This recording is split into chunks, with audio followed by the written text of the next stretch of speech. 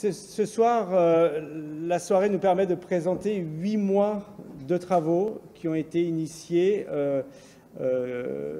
effectivement qu'à partir de janvier. On a commencé à travailler sérieusement à partir de janvier, mais toute cette ambiance liée à ICO, île, côte, océan, solutions, c'est quelque chose que nous avons commencé à imaginer il y a un peu plus d'1 an et demi. Il y a 1 an et demi, nous étions entre différents partenaires. Au moment où le Congrès mondial de Marseille avait annoncé qu'il se tiendrait en France, nous avons décidé de dire qu'il fallait absolument qu'on organise quelque chose, un événement parallèle à Marseille pour montrer que la Méditerranée, il s'y passait des choses intéressantes, des choses innovantes, des choses qui permettaient d'être exemplaires à l'échelle internationale. Et c'est pour ça qu'on s'est rapproché assez vite de la Chambre de commerce et d'industrie métropolitaine de Aix-Marseille-Provence pour voir ensemble comment travailler avec des collectivités, des chercheurs, des ONG, des institutions, mais aussi des entreprises, comment on pouvait travailler ensemble à trouver des solutions pour protéger ces îles, ces côtes et ces océans. Comme vous le savez, le Congrès mondial n'a pas eu lieu en juin 2020 comme il était prévu, mais il est en train de se clôturer. Et donc, il y a eu plusieurs dates qui ont été repoussées et on a finalement pu le tenir maintenant. Et nous avons pris la décision de transformer notre approche. Plutôt que de faire un simple atelier de démonstration qu'on était beau, musclé et intelligent, on s'est dit on va réfléchir pour déboucher sur des engagements. Et les engagements, c'est les résultats de ces 8 mois de travail, où c'est 42 ateliers, 1300 participants de 72 nationalités qui ont réfléchi sur ces problématiques, 140 intervenants du monde entier qui ont apporté leurs compétences, leurs expériences, et ça a permis d'aboutir à des recherches de solutions. Ce soir, on vous présente la quasi-totalité des engagements, certains un peu plus rapidement, parce qu'il nous paraissait important d'arriver à démontrer effectivement que même si en 8 mois c'est court, on peut trouver des choses et des solutions intéressantes et innovantes et déjà lancer des pistes ou carrément affirmer des vrais engagements. Je laisse la parole à Pierre Boisserie, qui a été lui aussi une des chevilles ouvrières de ce projet, qui a piloté l'ensemble des ateliers qui concernaient les problématiques marines au titre de l'Agence de l'eau. Et après, je laisserai la parole à M. Jean-Luc Chauvin, qui est le président de la Chambre de commerce et d'industrie de Marseille-Provence, pour faire l'ouverture officielle. Merci, M. Bernard. Bonsoir. Donc, rapidement, quelques mots sur les ateliers marins qui sont tenus pendant ces 6 mois-là. Pour vous dire qu'il y en a eu une quinzaine, donc ce qui est quand même assez nombreux. Ça fait plus de 100 heures d'ateliers et on a eu énormément de participants. En intervenant, on avait d'ailleurs une bonne quarantaine de différents horizons qui mélangeaient derrière des institutionnels, des scientifiques, mais aussi des sociétés et des acteurs économiques. Certains ateliers, en tout cas le plus gros atelier, nous a permis de réunir à peu près 180 personnes, ce qui était très bien en termes de dynamique de travail, qui était un peu plus compliqué en matière d'animation et de restitution des travaux. Mais finalement, l'exercice a été fait. Et d'ailleurs, j'en profite pour remercier la garde rapprochée de cette organisation, parce que si on était au pilotage, on n'était pas seul. Il y avait notamment l'Université de Perpignan, avec Philippe L'Enfant qui est ici présent, et puis les partenaires d'Éco-Océan qui nous ont beaucoup aidés dans la structuration, sans oublier le Conservatoire du littoral, qui a assuré une logistique pour nos travaux. Donc merci Fabrice et merci aussi à Cyrielle. Ce qui était aussi important à noter, c'est que parmi en fait, ces intervenants, il y avait à peu près 45% de non-franco-français. Et donc là, ça nous a un peu surpris au début, mais finalement, le webinaire rapproche les continents, et ça nous a amené à travailler aussi sur d'autres sens de travail avec des partenaires marocains, algériens ou autres, sur ces questions-là. Donc finalement, ça donnait aussi une dimension internationale à la partie marine qui au départ était peut-être un peu trop centrée franco-français. Et c'était intéressant. Alors on va vous dévoiler tout à l'heure un certain nombre de solutions, mais je voulais simplement vous dire qu'on a finalement organisé ces engagements sous 4 items. Il y a un item connaissance, un item compréhension, un item action, et en fait c'est quand même celui-là qui est le plus important, c'est qu'on soit en capacité d'agir, c'est ce qu'on souhaite tous en fait. On est tous fans d'études, moi le premier, mais ce qui est important c'est qu'on agisse, qu'on soit efficace sur le terrain. Puis il y a un côté valorisation. Alors sans dévoiler ce qu'il vous a précisé, mais pour illustrer un peu ces propos-là, la partie connaissance concernait notamment des engagements en termes de moyens financiers et de moyens techniques pour aller appréhender des nouveaux milieux, et notamment ce qu'on appelle le milieu sableux. Vous avez tous en tête le fait qu'on travaille beaucoup sur herbiers et coralligènes, donc on détaillera un petit peu tout à l'heure l'action. Sur la partie compréhension, On a une grande habitude en fait en matière de connaissances de travailler milieu par milieu. On travaille sur l'herbier, le sableux, le coaligène, mais finalement tout ça est connecté, hein, ce qu'on appelle la connectivité du milieu. On a besoin de comprendre finalement si la santé d'un herbier de Posidonie n'est pas liée à la santé d'une zone acoraligène ou la santé d'un milieu sableux. On a aussi besoin de comprendre comment le petit poisson qui va naître au large, arriver sur nos côtes, grandir, va repartir. Donc on va développer des travaux spécifiques là-dessus. Philippe Lefranc en parlera également, quoi. Agir, on a enfin trouvé peut-être le moyen de récupérer presque la totalité des erreurs qu'on a pu faire il y a quelques années en arrière. Vous savez, on travaille énormément en matière de pollution, notamment à l'agence de l'eau, mais malgré tous les efforts qu'on fait et tous les efforts que font nos partenaires, on n'arrivera jamais à 0 niveau de pollution en mer, quoi.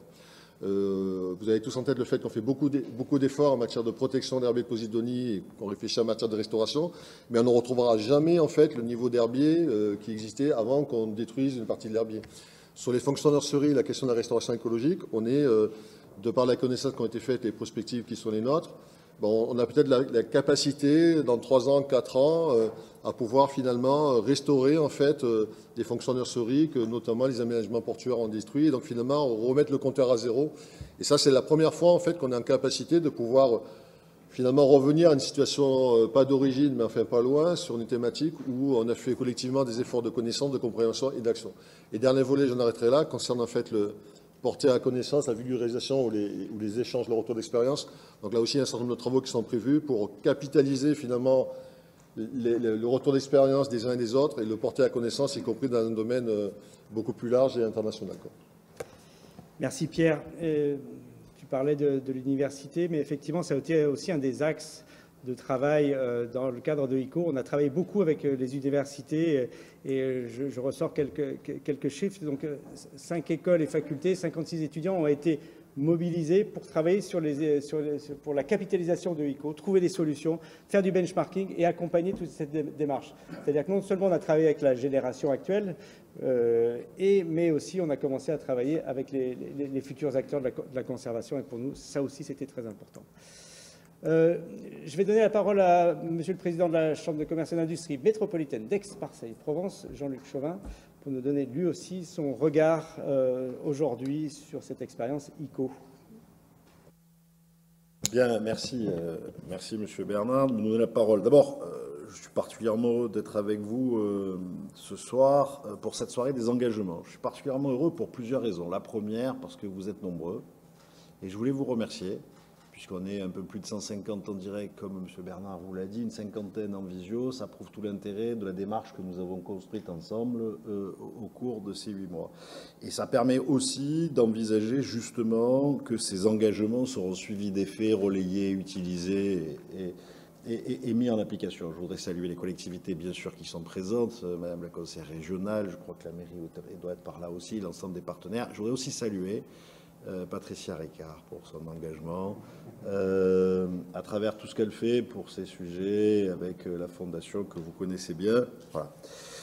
Je profite aussi de l'occasion qui m'est donnée de remercier toutes les équipes qui ont travaillé pendant ces 8 mois, les équipes des 2 partenaires, mais aussi nos équipes, et en particulier ma vice-présidente, Madame Elisabeth Coquet-Régnier, qui a suivi ces travaux en distanciel compte tenu de la période.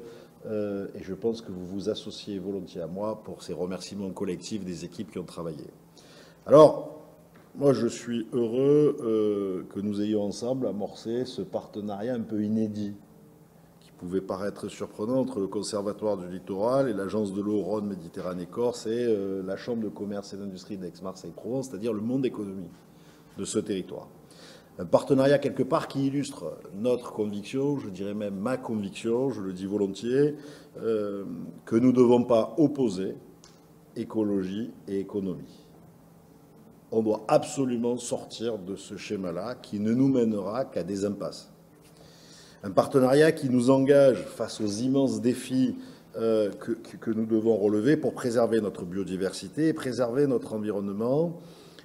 Comme il a été l'occasion de le dire depuis le début de la semaine à Marseille, et j'en suis ravi, à l'occasion du congrès national, du congrès mondial, pardon, de l'UICN. Alors, cet événement ICO, nous l'avons voulu concret, pratique, orienté, je dirais, projet, solution, comme on sait le faire dans les entreprises, et peut-être un travail qui a été sur la durée, Monsieur Bernard vous l'a dit, 8 mois, et qui a donné naissance à plein de pistes, à plein d'envies, dont je voudrais à nouveau tous vous remercier. Osons le dire et le marteler, face aux enjeux qui se présentent à nous, l'entreprise peut et doit apporter beaucoup. L'entreprise peut proposer des solutions et des méthodes utiles et efficaces face à ces nouveaux défis qui se présentent à nous. Ensuite, parce que les enjeux marins et maritimes sont au cœur de ma mandature ici, à la Chambre de commerce et d'industrie, et qu'au fond, quand on est sur ce territoire, c'est une évidence. C'est une évidence parce qu'on a 255 km de littoral, permettez-moi de le souligner, 54% d'espace naturel, un archipel de 4 îles aux portes de Marseille. J'ai souvent dit, quand on a la chance d'avoir un archipel d'îles à l'entrée d'une métropole, on doit en faire un joyau. Et donc c'est un message que je repasse ici à quelques décideurs. Ça doit être notre joyau, et pourquoi pas notre joyau pour la biodiversité marine sur le territoire. Et puis, vous le savez, un parc national intégré à la ville, un parc marin sur la côte bleue, et puis un grand port, le deuxième port de Méditerranée, pour lequel, même au plus haut niveau de l'État, on rêve de devenir le premier port méditerranéen. Tout ça, ça implique à la fois des responsabilités, des obligations et un chemin à prendre collectivement. Voilà. Sans compter que le développement de notre territoire est historiquement et culturellement lié intimement à la mer. Ce territoire, cette ville, cette ville est née grâce à la mer. Voilà. Pour toutes ces raisons, nous devons reconnecter le plus vite possible notre métropole à son environnement maritime et réconcilier Marseille et les Marseillais avec la mer et au passage, je le dis aussi, les métiers de la mer. Je sais qu'il y a eu beaucoup d'affluence sur une conférence qui a eu lieu aujourd'hui sur la croisière et je pense que c'est une bonne chose qu'on puisse tous ensemble construire le modèle de la croisière vertueuse de demain, respectueuse de notre biodiversité et de notre environnement. Voilà, nous devons multiplier les initiatives et les actions et notre Chambre de commerce et d'industrie prendra toute sa part en faveur de ce développement de l'économie bleue. Moi, je crois, j'ai une conviction, c'est que le fait de partager, d'échanger, de se mettre en mode solution, ça va permettre de rassembler le monde économique et ça va permettre, comment dire, de rassembler le monde économique et du coup le monde économique et les ONG et ça va permettre ensemble de bâtir les solutions. Ça va nous permettre de réussir avec les acteurs publics, avec la formation qu'il ne faut pas oublier, la recherche, vous l'avez signalé, mais aussi avec un certain nombre d'investisseurs autour de projets fédérateurs, autour de projets emblématiques, autour de projets démonstrateurs de ce qu'on peut faire. Donc je voulais vous dire que vous pouvez compter sur notre Chambre de commerce et d'industrie métropolitaine d'Aix-Marseille-Provence, c'est un peu long à dire, pour jouer un rôle moteur dans ces domaines. Voilà, rapidement, ce que je voulais vous dire, que la Chambre de commerce et d'industrie d'Aix-Marseille-Provence prendra toute sa part dans la suite de cet événement, parce que suite il doit y avoir.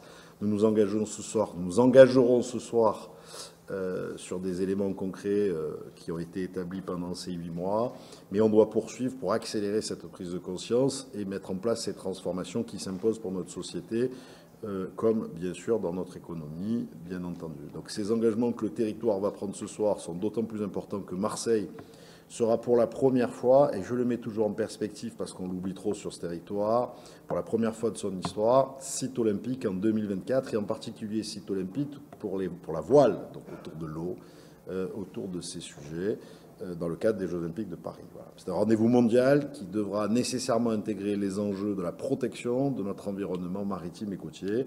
En tout cas, c'est notre souhait. Et je pense que grâce à ce premier partenariat un peu historique que nous avons initié ensemble, nous allons la responsabilité maintenant collective avec le Conservatoire du littoral et l'Agence de l'eau Rhône-Méditerranée-Corse de poursuivre, je ne dirais pas une saison 2, mais de poursuivre ces travaux pour aller un peu plus loin. Voilà, merci de votre attention. Encore merci à tous d'être à nos côtés. Merci à tous qui avez contribué.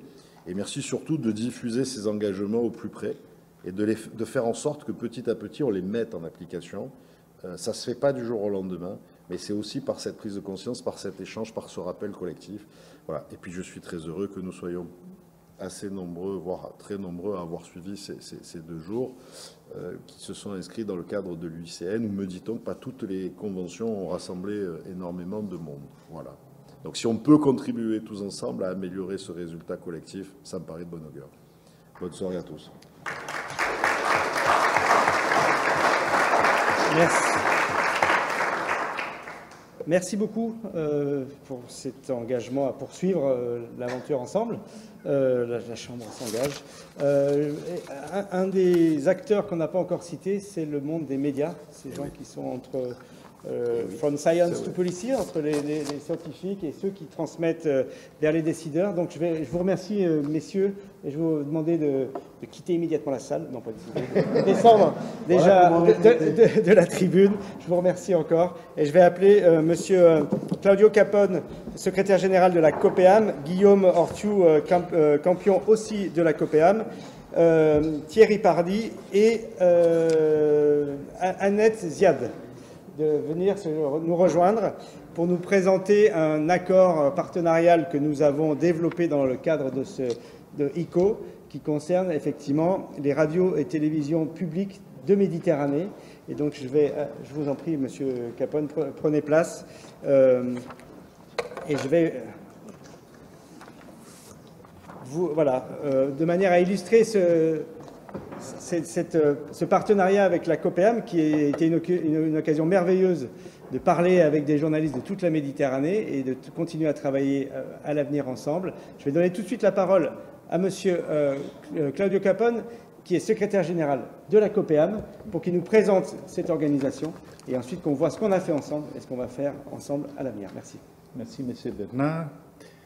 Bonjour à toutes et à tous. Merci beaucoup pour cet accueil à Marseille. Merci aux organisateurs et partenaires pour cet événement très important pour notre association et pour les radiodiffuseurs qui sont membres de COPEAM. Comme vous l'aurez sûrement remarqué, plusieurs journalistes méditerranéens sont présents dans le couloir du Palais de la Bourse depuis mardi. Ils représentent les médias membres de COPEAM et les coproductions radio que nous coordonnons depuis nombreuses années, Cantara et Méditerradio.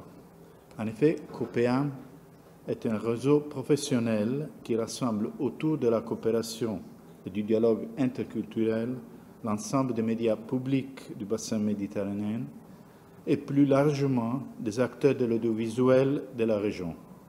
Ainsi, COPEAM regroupe aujourd'hui environ 70 organisations de 25 pays d'Europe, des Balkans, de l'Afrique du Nord et du Moyen-Orient, dont 33 radios et télévisions publiques. COPEAM, une association dont le siège opérationnel est basé à Rome, promet depuis 25 ans plusieurs projets multilatéraux dans les domaines de la formation, du renforcement des capacités professionnelles, coordonne des coproductions télé et radiophoniques internationales, soutient la sauvegarde des archives audiovisuelles, organise des actions et événements en support de jeunes talents créatifs de la région, mène des initiatives sur l'égalité des genres, impliquant les médias, les secteurs de l'éducation et les institutions. La mer Méditerranée est le trait d'union entre tous nos partenaires, c'est notre patrimoine partagé. C'est donc naturellement que nous donnons la priorité à renforcer le rôle des médias face aux enjeux environnementaux et de la sauvegarde de la biodiversité. Depuis 2015, COPEAM, avec le soutien de la Banque européenne d'investissement, organise des activités internationales annuelles ouvertes aux journalistes de la télévision, de la radio et de la presse écrite sur le thème du changement climatique et du développement durable. Ces initiatives visent à renforcer les connaissances et les compétences des bénéficiaires, tout en promouvant l'information de qualité autour de ces questions d'intérêt global, bien entendu.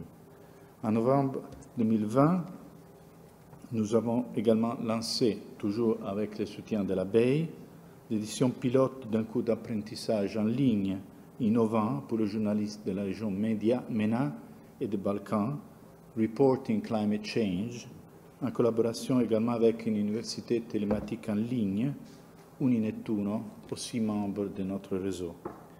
C'est la première fois qu'un programme de formation professionnelle sur les questions liées au climat est développé sur une plateforme académique numérique, à la fois en anglais et en arabe, et impliquant une équipe internationale d'experts d'Égypte, d'Italie, de la Serbie et du Royaume-Uni. Compte tenu de bons résultats de la première édition, une seconde édition a été organisée et ouverte également aux membres de l'ASBU, qui est l'Union de diffuseurs arabes. Et une troisième est en cours de lancement, cette fois élargie aussi aux journalistes de tout le continent africain. En parallèle, nous avons développé ce partenariat innovant avec EcoSolutions, un programme en trois temps, basé sur la formation, la collecte des témoignages et la couverture de ces journées des engagements. Et maintenant, Guillaume Ortu-Campion, qui est responsable du projet pour Coopéen, va illustrer plus en détail cette collaboration. Merci. Merci beaucoup, Monsieur Capone. Et merci beaucoup d'avoir fait l'effort de nous parler en français. Non. Merci beaucoup. Guillaume. C'est une langue qu'on apprend même en Italie. Hein. Et malheureusement, je ne parle pas italien, donc je ne pourrais pas vous répondre. Grazie. Guillaume, je t'en prie. Merci beaucoup. C'est vrai que comme l'a expliqué M. Capone, avec la COPEAM, on est engagé. Micro. Avec la COPEAM, on est engagé sur les actions autour des enjeux de l'environnement, de la biodiversité et de la conservation. Et en échangeant avec Mathieu Thévenet, et Fabrice et Cyrielle, on a développé autour d'EcoSolutions un partenariat qui était un peu une idée pour nous et basé en 3 temps, comme on vient de le dire, et basé notamment sur une première expérience qui était un webinaire d'échange et ce qu'on appelle un peu une rencontre formation sur le thème des médias et des environnements. C'est-à-dire qu'on a saisi aussi le contexte sanitaire pour réunir en ligne des experts d'ICO, donc du conservatoire, de l'initiative PIM, d'Écocéan, de l'agence de l'eau et l'ensemble des partenaires organisateurs. Et on les a fait échanger et dialoguer avec des journalistes provenant du réseau de la COPEAM. On avait invité notamment quelques journalistes à présenter leurs bonnes pratiques pour pouvoir aussi entamer les discussions et on a touché 12 radiodiffuseurs du bassin méditerranéen et, si je ne me trompe pas, une trentaine de bénéficiaires. Donc ça, c'était un peu un projet pilote. Je pense que dans l'avenir, ça sera des actions qu'on va vouloir développer, puisque en écoutant aussi vos comptes rendus de vos différents ateliers, le besoin de faire circuler l'information est primordial et dans cet échange, il est nécessaire aussi que les journalistes soient à la fois sensibilisés et à la fois écoutés aussi par rapport à des dialogues de confiance qui se mettent en place. Voilà, c'est 27 journalistes qui ont été formés lors de cette journée en ligne. Le deuxième point qu'on a développé, c'est la couverture de cet événement. Ça veut dire que ça, c'est quelque chose qu'on fait régulièrement. Ce n'est pas la première fois qu'ils viennent à Marseille. On a fait beaucoup aussi dans les pays du bassin méditerranéen autour d'événements. Mais c'est la première fois qu'on réunit l'équipe de ces 2 magazines radio autour d'un événement sur les questions environnementales. Ces 2 magazines, c'est Cantara et Méditer Radio. C'est des projets assez atypiques qui déjà font preuve d'une longévité assez extraordinaire, puisque Cantara a lancé ici à Marseille sa 23e saison. Donc pour un projet de coopération multilatérale, c'est quand même quelque chose d'assez remarquable. Et Méditer Radio, sa 10e saison. Cantara, c'est un magazine d'actualité qui réunit chaque semaine 6 journalistes du bassin méditerranéen, qui proviennent de 6 radios publiques du bassin méditerranéen. Il a été créé donc en 1999 en Corse à l'initiative de France Bleu RCFM et en partenariat avec la SNRT au Maroc. Et petit à petit, il a évolué tout au long. Aujourd'hui, il rassemble toujours France Bleu RCFM, la SNRT au Maroc, la radio tunisienne internationale, Radio Liban 96.2, l'Égypte avec Radio Le Caire, et je suis en train d'oublier... non, j'ai tout le monde. Et l'Espagne, bien sûr, excusez-moi, l'Espagne avec la radio extérieure de l'Espagne. Je suis désolé. Je dis tout le temps en plus, et là, il fallait que je me loupe.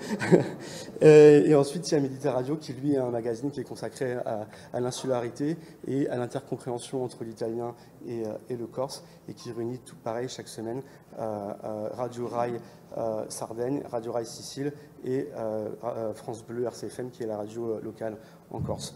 Et donc, du coup, lors de ces 2 journées, ils ont réalisé chacun 2 émissions sur Ecosolutions, sur les ateliers qui ont eu lieu ici. Et ces émissions seront diffusées dans l'ensemble des pays partenaires, donc les 6 pays du Maghreb, les 6 pays d'Europe du Sud et du Maghreb, plus l'Italie et la Corse pour le 2e magazine. Et le 3e projet, pour aller plus rapidement, c'est une collecte de témoignages que l'on a lancée et qui a permis de mobiliser les télévisions membres de la COPEAM, 8 télévisions publiques, et qui ont identifié un journaliste de leur rédaction. Et on a fait différentes réunions en ligne pour arriver à faire une collecte de témoignages de personnes, d'utilisateurs au quotidien, d'usagers au quotidien de la mer Méditerranée, et pour un peu témoigner de leur rapport aux îles, aux côtes et à la mer. Et au total, c'est 24 capsules qui ont été coproduites et qui seront diffusées par l'ensemble des partenaires, mis à disposition du réseau de la COPEAM, et aussi en ligne avec le conservatoire, avec ICO, pour tout le monde. Là, je pense que j'ai fait le tour et que Fabrice reprend la parole. Ouais, merci beaucoup Guillaume d'avoir présenté effectivement ce partenariat. Comme on le disait, nous on est extrêmement intéressés pour que le savoir accumulé, les connaissances qui sont produites par les scientifiques soient diffusées au grand public. Et effectivement, quoi de mieux que les radios et télévisions publiques de Méditerranée pour parler aux Méditerranéens. Je vais donner la parole à Thierry Pardy, qui est rédacteur en chef de Méditerranéo France 3 Viastel, là, pour nous annoncer quelque chose d'un peu spécial. Écoutez, il était tout à fait naturel que France 3, France 3 Viastel en particulier, bien entendu, chaîne de la Méditerranée, soit associée à cette coopération avec ces différentes télévisions méditerranéennes.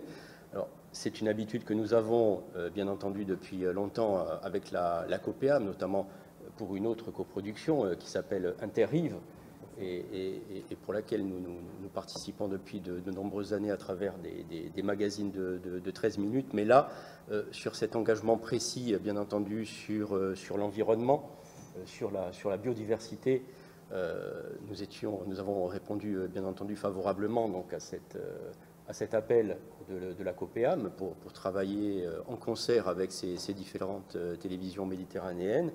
Et dans ce cadre-là, donc, nous avons réalisé ces entretiens, ces capsules vidéo qui seront présentées donc, à vous tous ce soir.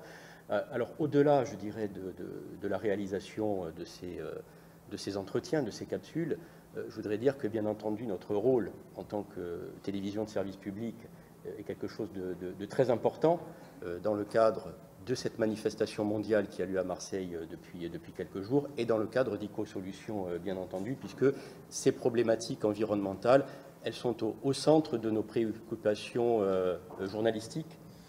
Ce sont des thématiques éditoriales qui sont récurrentes, bien entendu, parce que, justement, en Méditerranée, et notamment à travers les îles, eh bien, les dangers sont nombreux pour la biodiversité, à cause des différentes formes de pollution en particulier, mais pas seulement. Donc, il était tout à fait naturel que nous engagions auprès de Ecosolutions et avec la COPEAM pour réaliser donc, ces différentes vidéos qui nous seront présentées aujourd'hui. Voilà. Et nous allons remettre un... Oui, merci beaucoup. Et effectivement, sur ces 24 capsules vidéo qui ont été produites, il y a un jury qui s'est réuni avec Claudio Capone qui représentait donc la COPEAM, Madame Feten Fradi pour l'Arab State Broadcasting Union, Brigitte Marin qui est la directrice de l'École française de Rome qui vient de sortir un ouvrage que quelqu'un doit avoir dans la salle et qui va pouvoir me le montrer, voilà, spécialement sur les îles et la Méditerranée, sur l'histoire des îles et de la Méditerranée. Et donc moi, on a marqué mon nom, mais en fait c'était toute l'équipe de la délégation du Conservatoire du Littoral qui s'est réunie pour gérer ça. Et c'est donc Madame Riman Daou qui a gagné cela, mais je laisse vous en dire un peu plus pour effectivement Alors, malheureusement, on s'est bataillé pour que Riemann soit avec nous. On fait le maximum, mais elle a obtenu son visa ce midi. Donc, pour venir de Beyrouth, ça a été un peu compliqué. Malheureusement, ça s'est joué à une journée. Voilà, donc Riemann était très heureuse à l'idée d'être ici pour recevoir son prix. On va profiter de la présence de sa collaboratrice libanaise Nanette Ziadeh de Radio Liban 96.2 pour lui transmettre le prix et le ramener à Beyrouth. Tout d'abord, c'est ma consoeur, je ne la connais même pas, mais je me ferai un plaisir. Et puis bon, je vous remercie au nom du Liban, d'un Liban meurtri qui voit ses étoiles filer pour aller briller ailleurs, malheureusement. Voilà. Merci.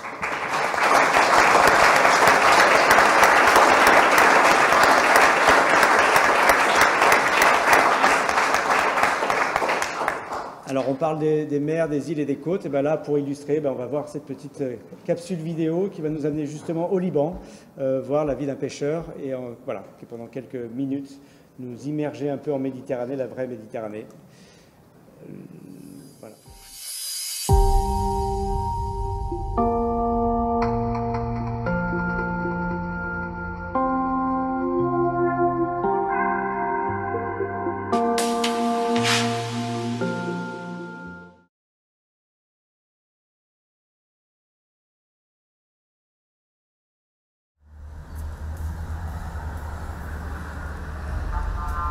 اسمه محمود احمد شعبان، مواليد 43. إلي 60 سنه بروح لحالي وبيجي ما حدا باخد معي، صدفه اللي ياخد واحد معي. بيطلع الصبح 2:30 لقيتي، الراجعه 6:30 7 بس ماكسيموم. جدي كان بحري واخواتي بحريه وعمومتي بحريه. عندي 9 لربهم، ماتت وحده بعد 8. بموتوا على البحر بس ممنوع. عندهم عيال صار معلوم. انا خليتهم يبطلوا. كان في مأساة، كان رزق قليله والشخاتير غاليه. لو على زمان الليره بس كان إلى قيمه. بحب البحر يعني قد ما بحب اولادي واكثر. اجا رجع في الزمن لورا لا ما بعمل بحري لانه مأساة. بتشوف المار هلا بهالحاله اللي عنده بلا مؤاخذه شخطوره مثلها ما بياكل، شباك مخزقه، شخطوره صغيره ولا عده ولا بدلني اطلع لموت. هي جوره تبعتي.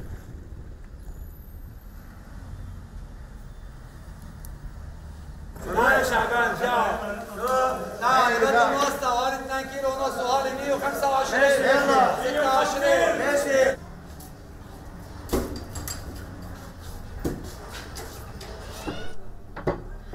نجي على الدكان نفتحها يا رب وبنقعد نشتغل بالشبكة.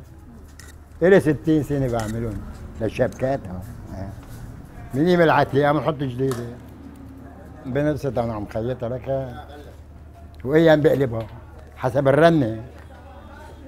جمعة 3 أيام 4 أيام مع زيبة راحة. طعميكة راحة.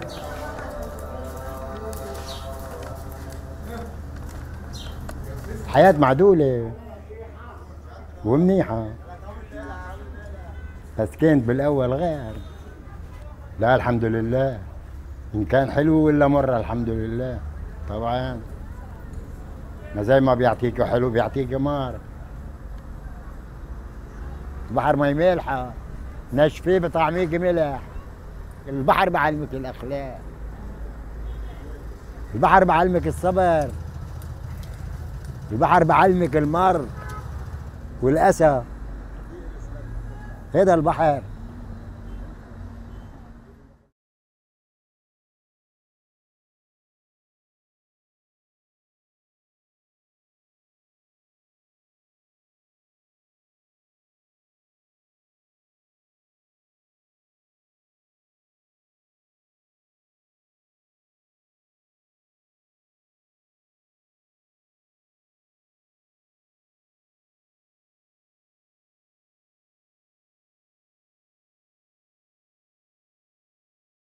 Merci encore à l'équipe de la COPEAM.